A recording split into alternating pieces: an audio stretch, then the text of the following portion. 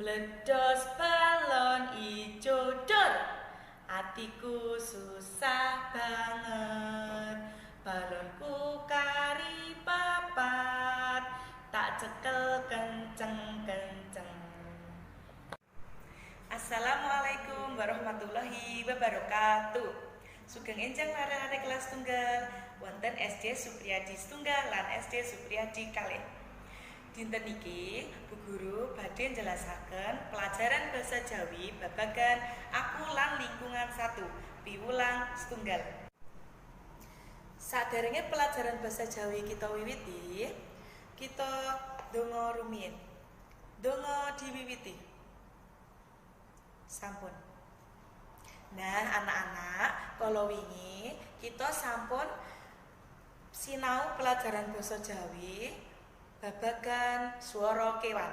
Sakniki Bu Guru badhe njelasaken pelajaran basa Jawi babagan aku lan lingkunganku. Nah, lari-lari kelas tunggal, sakniki lari-lari kelas tunggal buka buku paket basa Jawa setunggal kaca 7. Sampun dibuka. Teng mriki wonten aksara ayo niteni unine.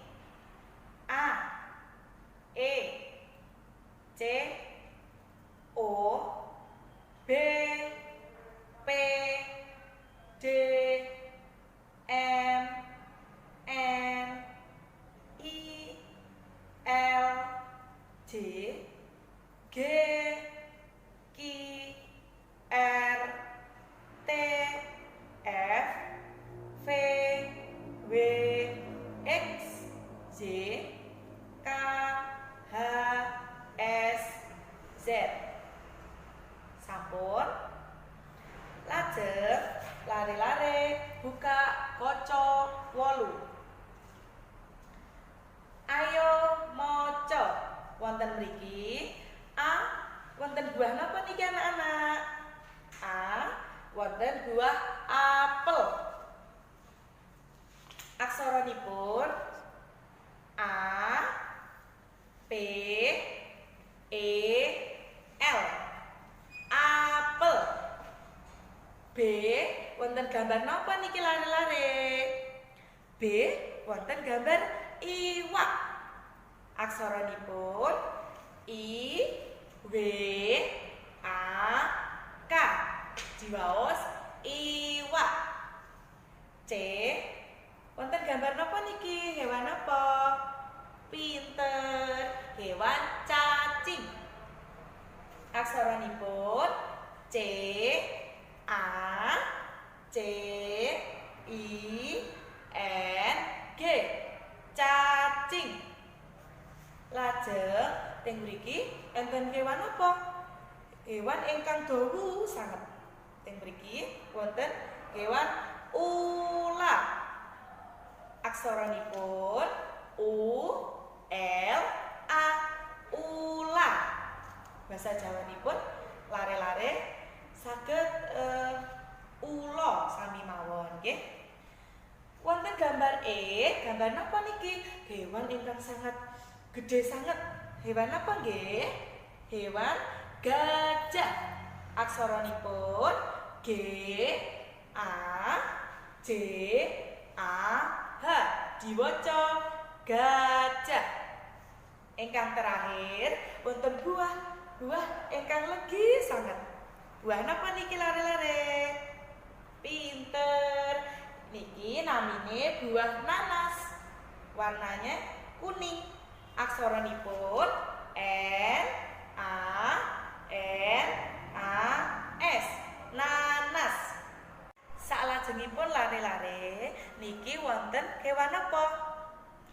Bebek. Aksaranipun B, E, B, E, K. Diwaca bebek. Lajengipun wonten hewan iwak. Aksaranipun I, W, A, K. Diwaca iwak. Lajengipun wonten kewan kaya wau lare-lare. Kewan ingkang dawa sanget. Naminipun ular.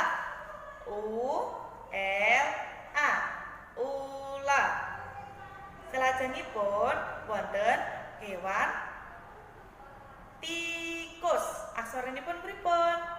T-I-K-U-S. Diwaca tikus. Niki kewan apa lare-lare? Kewan? Iya, betul, kewan cecak. Aksaranipun C E C A K. Cecak. Niki wonten kewan apa? Sinten wonten dalem gajah kewan niki? Aksaranipun P I T E K. Pitik. Salajengipun niki kewan apa lare-lare? Pinter, kewan jago. Aksaranipun J A G O. Jago. Lan terakhir niki kewan apa lare-lare?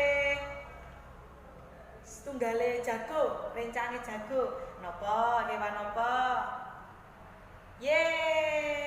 Babon. Aksaranipun B A B O N. Babon. Lare-lare kelas tunggal niku wau materi pelajaran basa Jawi babagan aku lan lingkunganku. Saderenge Bu Guru pungkasi, mangke lare-lare nggarap sedasa soal evaluasi. Gansal evaluasi gambar. Gansal malih evaluasi buah. Mangke lare-lare nglengkapi aksaranipun, nggih. Mangke menawi lare-lare kirang paham, lare-lare saged nyuwun tulung bantuan Bapak Ibu wonten dalem. Menawi sampun digarap, garapane niku mangke difoto, dikirim dhateng Bu Guru. Bu Guru tenggo nggih. Lare-lare kelas tunggal, mugi-mugi pelajaran basa Jawi ingkang Bu Guru paringi wau saged bermanfaat kangge kelas tunggal. Kelas tunggal ampun kesupen jaga kesehatan nggih lan sayangi hewan wonten sekitar griyonipun lare-lare sedaya.